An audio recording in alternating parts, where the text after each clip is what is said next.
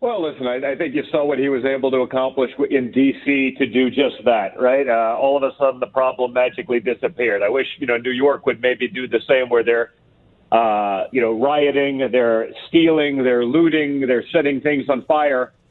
Candidly, I'm not sure what any of that does to honor the memory of George Floyd. The interesting thing about it to me was that I saw all weekend, and as you look to some of these, terrible shootings over the past, decade, in all cases until about now, there was always sort of another side to the story. You say, well, I had a gun or this, and even if it was bad, even if it didn't, whatever it was, this was the one time where it literally seemed. And I spent like an hour looking, like I didn't find a single person that was trying to justify the George Floyd murder as anything other than that. Right. There weren't people trying to defend the cop. In fact, so many cops came out and said, this is terrible. This makes our job harder. This kind of BS needs to stop. I didn't find a single person, right? It was the one thing, frankly, in 2020 that pretty much every American agreed on. Yeah. And yet it still led to this sort of violence. And, again, I don't know what stealing a flat screen TV does to honor the memory of George Floyd, but it's happening. We have so much to discuss. No, it's not even a question. And then you also see the media trying to make it anything other than that, right? I mean, you had the media calling it peaceful protesters while there's, housing projects, low-income housing projects on fire in the background. And, the CNN, MSNBCs of the world are saying, no, it's peaceful protesters. There's nothing peaceful about that. There was another guy that was saying how peaceful the protesters were as he literally gets hit with a brick or a bottle, in the midst of his, delivering of nonsense. And so the media narrative and the ever-changing narrative of peaceful protesters, even though there's literally buildings on fire in the background, to, there's protesters, immediately it became Russian influence trying to do it and white supremacists. Which I find fascinating, because in that case, wouldn't they want the president to deploy the military if it's white supremacists? You would think so, but beyond that, it was anything but throwing responsibility where it belongs.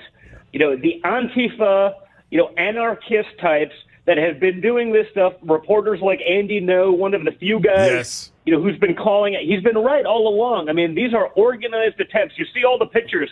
These guys have earpieces on like a Secret Service detail. I mean, these aren't, random people that do this. You see all the out-of-state license plates and all of this stuff. They're literally being shipped in to create these problems, and the media is doing whatever they possibly can to deflect from what is actually going on, from who's actually perpetrating these things, to the fact that it's totally organized, not a disorganized, random sort of riot. And they don't want to lay blame where it squarely falls. And that's a shame. And honestly, that's the big disservice and dishonor to George Floyd and the memory, because everything I've seen of him and the videos that you see popping up, I mean, it seems like a stand-up guy who would not want any of these things going on right now. But again, it's not about that. It's about trying to destabilize our government, trying to hurt our president, trying to, get a free pair of Louis Vuitton loafers, I guess. So it magically disappeared. Apparently, as long as you're looting or rioting, you are not susceptible to the scourge that was the coronavirus. It's sort of interesting. I was watching the media over the weekend. The same people that told innocent store owners, family beachgoers, who were, by the way, all socially distancing, all practicing good hygiene, all wearing masks, those same people who were, and I quote, going to kill your grandmothers.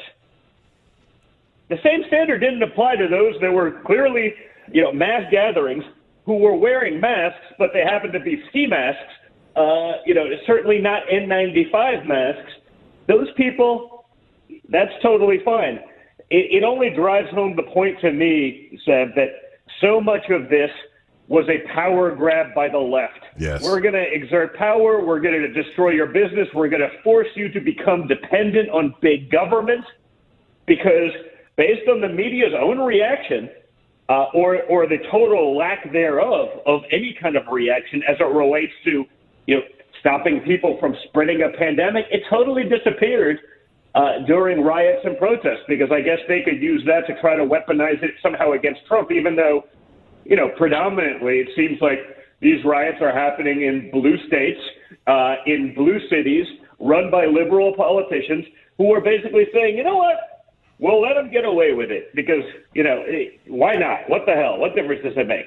When I'm seeing literally low-income housing projects going up in flames, when I'm seeing, businesses that people started in some of these, sort of urban areas to, getting looted and destroyed, what incentive are people going to have to go back into those neighborhoods? It's pretty scary. I mean, to me, it feels like it would set back these neighborhoods so much more than, even, the temporary nature of some broken glass. But, looking forward into the future, who's going to want to invest in those things? I mean, Donald Trump, my father, created, opportunity zone legislation to try to build up those inner cities. But this kind of response, egged on by a media, certainly bolstered by, ANTIFA, and these other anarchist organizations. You see some of the great reporters from PBS. Donald Trump said they were anarchists without any actual evidence that they're anarchists. I'm like, you mean the evidence of them, lighting stuff on fire, throwing Molotov cocktails at police vehicles? Those aren't anarchists. We need actual physical evidence. I mean, this is the insanity that is the leftist media today. And so it's a shame because, literally the people that, everyone's seemingly, riding to help, they're going to do irreparable damage to many of these areas that we'd love to be able to build up so that everyone can have that same opportunity, so that you don't then have any kind of notion of strife or pent-up anxiety or aggression that is manifesting itself these ways. But again, seems like some of it's certainly going to be caused by a lockdown that kept people, in their apartment for 3 months. And now, based on the response of the media and, no concern about COVID-19 right now, was any of it justified to begin with? It's truly liberty done. It's anarchy versus freedom, Seb. Yeah. Anarchy versus freedom. Again, if you look on a case-by-case example of the places that are run by leftist politicians, the states that are blue states, the cities that are blue cities, you see a total lockdown. You see worse statistics, worse performance as it relates to COVID-19 in terms of death rate, in terms of transmissions, and yet they still had significantly more draconian lockdowns. What's going on here?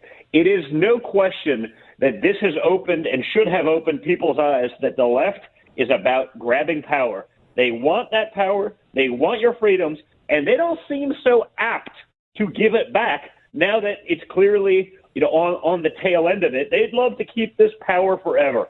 And we got to think about that when we're voting, because if there's one thing that COVID's made clear is that the politics of the left are about control and about power, not about your freedoms, not about your business. That doesn't matter. They want you dependent on them. That's been the case for a long time, but this has driven the point home so much more than any other place could have done. Just open your eyes. You can see it for yourself. Not only that, they want that power, but they've done a worse job taking it. Compare Florida and New York. Compare Texas and California. I mean, what's going on here? It's not even close. And yet, the media will spend time bolstering the various governors and the mayors of these cities as though they're doing a great job, when on paper, by any reasonable metrics, they are doing a significantly worse job than Republican red states run by Republican governors. And yet you don't see that. Those Republican governors, Ron DeSantis has not been made a hero in Florida, even though he performed 10x better than Andrew Cuomo without the draconian measures, without this, with a larger population. How come he doesn't get any credit? Oh, because he's not a leftist. Wonderful. This thing has really driven those points home to me, and I hope that everyone else wakes up, because it's pretty sad what's happening right now. We will make America great again.